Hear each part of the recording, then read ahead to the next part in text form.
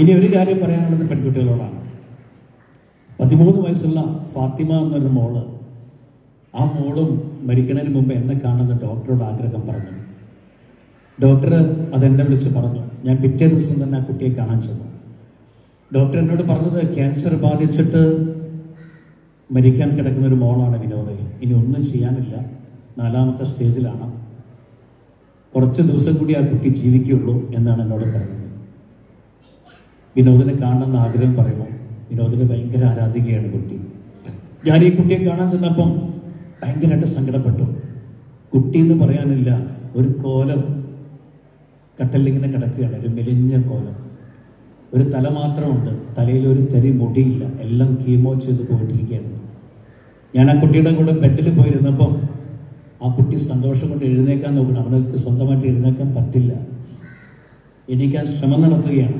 ഞാൻ അവളവിടെ പിടിച്ച് കിടത്തി, അവളുടെ 2 കൈയും ഞാൻ ചേർത്ത് പിടിച്ചു. അവൾ കരയാൻ തുടങ്ങി സന്തോഷം കൊണ്ട്. ചുറ്റും ഡോക്ടറും നഴ്സുമാരും അവളുടെ ഉമ്മയും ഉപ്പയൊക്കെ ഉണ്ട്. ഡോക്ടർ ചോദിച്ചു, സന്തോഷമായോ, നിന്റെ മൂസക്കയ്യ വന്നിരിക്കണമെന്ന് പറഞ്ഞപ്പോൾ അവള് സന്തോഷമായി. എനിക്ക് മയ്യത്താനും വേണ്ടിയില്ല ഡോക്ടറെ എന്ന് പറഞ്ഞ ആ കുട്ടി. അപ്പം ഞാൻ ആ കുട്ടിയുടെ വായ പൊത്തി. മയ്യത്താവും അവളെ രക്ഷപ്പെടുത്താൻ വൈദ്യശാസ്ത്രത്തിന് സാധിക്കില്ല എന്ന് വിധി എഴുതിയതാണ്. അങ്ങനത്തെ ഒരു മോളാണ്. ഭയങ്കര സങ്കടം തോന്നി. ഞാൻ ചോദിച്ചു ഡോക്ടറോട്, എങ്ങനെയാണ് ഈ കുട്ടിക്ക് ക്യാൻസർ വന്നതെന്ന്. ഡോക്ടർ ആ കുട്ടിയുടെ ഉമ്മയുടെ മുഖത്തേക്ക് നോക്കി, ഉമ്മ വാപ്പയുടെ മുഖത്തേക്ക് നോക്കി. എല്ലാവരും പരസ്പരം നോക്കി, ആർക്കൊന്നും പറയാൻ പറ്റുന്നില്ല. അപ്പം ആ കുട്ടി എൻ്റെ കൈ പിടിച്ചിട്ട് പറയാ, മൂസക്കയ്യെ, ഞാൻ പറയാം എനിക്ക് എങ്ങനെയാണ് ക്യാൻസർ വന്നതെന്ന്. എന്നിട്ട് ആ കുട്ടി എന്നോടൊരു കഥ പറയുകയാണ്. ഞാൻ കരഞ്ഞു പോയൊരു കഥയാണ്.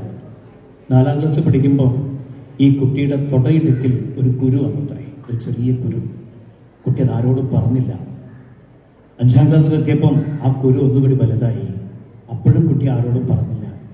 6ാം ക്ലാസ്സിലെത്തിയപ്പം ഒരുപാട് വലുതായി, നടക്കാൻ വരെ പ്രയാസം തോന്നുന്ന ഒരു സമയമുണ്ട്. അപ്പോഴും കുട്ടി ആരോടും പറഞ്ഞില്ല, ഒളിപ്പിച്ചു വെച്ചു. ഉമ്മയോട് പറയാമായിരുന്നു, പക്ഷെ ഉമ്മയോട് പറയാൻ പോലും നാണം. കാരണം ഇത് തൊടയിടുക്കലല്ലേ. അപ്പം ഞാൻ എൻ്റെ അടിവസ്ത്രം കൂരിയിട്ട് ഉമ്മക്ക് കാണിച്ചു കൊടുക്കണ്ടേ. അങ്ങനെ ഒരു നാണം ഈ കുട്ടിക്ക്. ആ നാണം ആ കുട്ടിയെ കൊണ്ട് എത്തിച്ചത് മരണത്തിലാണ്. 8ാം ക്ലാസ്സിലെത്തിയപ്പം ഈ കുരു പൊട്ടിയിട്ട് അതിൽ നിന്ന് ചോരയും ചലവും ഒഴുകാൻ തുടങ്ങിയ സമയത്ത് ഇനി പറഞ്ഞാതിരുന്നാൽ അബദ്ധമാവും എന്ന സമയത്താണ് ഈ കുട്ടി ഉമ്മയോട് പറയുന്നത്, ഉമ്മ എനിക്ക് ചെറിയൊരു പ്രശ്നമുണ്ട് ഉമ്മ, നിങ്ങളൊന്നും കൊണ്ട് വരിയെന്ന് പറഞ്ഞാൽ അകത്ത് കൊണ്ടുപോയിട്ട് ഈ കുട്ടി ഇത് കാണിച്ചു കൊടുത്തു. ഈ കാണിച്ചു കൊടുത്ത ഉടനെ ഈ ഉമ്മ തല കറങ്ങി വീഴുകയാണ് ഉണ്ടായത്. ഉമ്മ തല കറങ്ങി വീണു. കുട്ടി ഉറക്കെ കരഞ്ഞു. അടുത്ത വീട്ടിലെ ആളുകളൊക്കെ ഓടി വന്നു. ആർക്കും ഒന്നും മനസ്സിലാവുന്നില്ല. കുട്ടി വരുന്നു, ഉമ്മ തലകറങ്ങി വീഴുന്നു. ഉമ്മ എന്തിനാ തലകറങ്ങി വീണെന്ന് അറിയുന്നില്ല. ഉടനെ ഉമ്മയുടെ മുഖത്ത് വെള്ളം കൊണ്ട് തെളിക്കുന്ന ആളുകൾ. ഉമ്മ ഞെട്ടി ഉണർന്ന ഉമ്മ ഈ കുട്ടിയുടെ മുഖത്ത് അടിക്കുകയാണ്.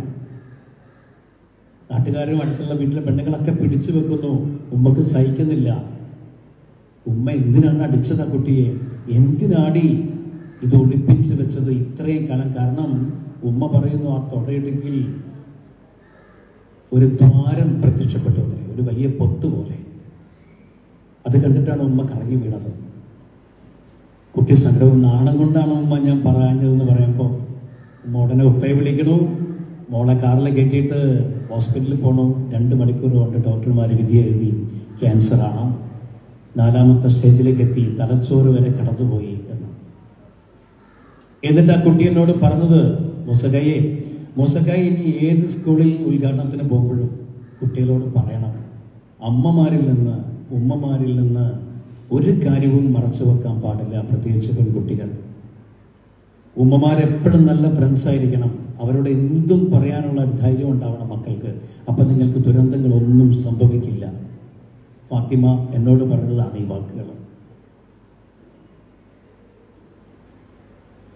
സ്വർഗത്തിലിരുന്ന് ഫാത്തിമ കാണുന്നുണ്ടാവാം. ഞാനിപ്പം നിങ്ങളുടെ ഈ സ്കൂളിൽ വന്ന് നിങ്ങളുടെ